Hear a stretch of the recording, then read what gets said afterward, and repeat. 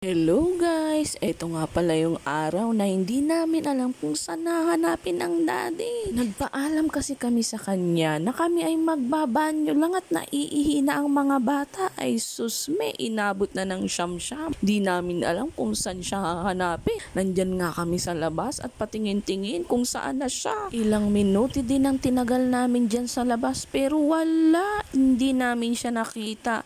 Kaya ang ginawa ko, inaya ko na lang ang mga bata sa loob ay baka sakaling nandoon nga. Sa sobra kasing daming tao at siksika ng araw na yan, ay naku po, wala ka nang makikita kundi ang iyong talampakan. Yan kasing time na yan ng last minute ng pagbili ng mga tao ng grocery bago mag New Year's Eve. Ay naku, alam mo naman ng tao kung kailan last minute saka lang gagalaw. Pumasok na nga kami sa loob at patuloy naming hinanap ang daddy.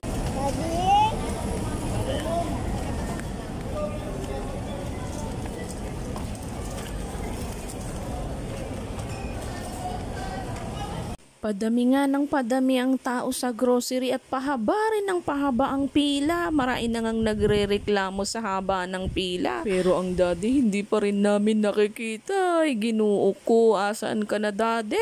Hinalughog namin kasingit-singitan ng grocery. Ay dini ko lang pala makikita ang daddy. Ang sabi niya, nila pala siya doon sa customer service at meron siyang iniwang bagahe. At sa mga oras na ito, biglang napatakbo si Jody sa akin at si Joanny dahil meron silang nakitang ipis. Ayan, tignan nyo.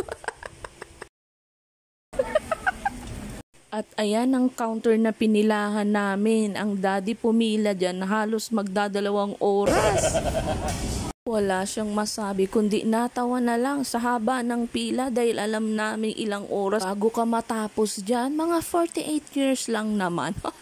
Nagkaubusan nga rin pala dyan sila ng cheese kaya ang daddy ay sa iba na lang daw kami bibili. Ay salamat, natapos din ang daddy sa pila at kami ay uuwi na. Bye bye guys! Salamat sa inyong suporta. Follow for more!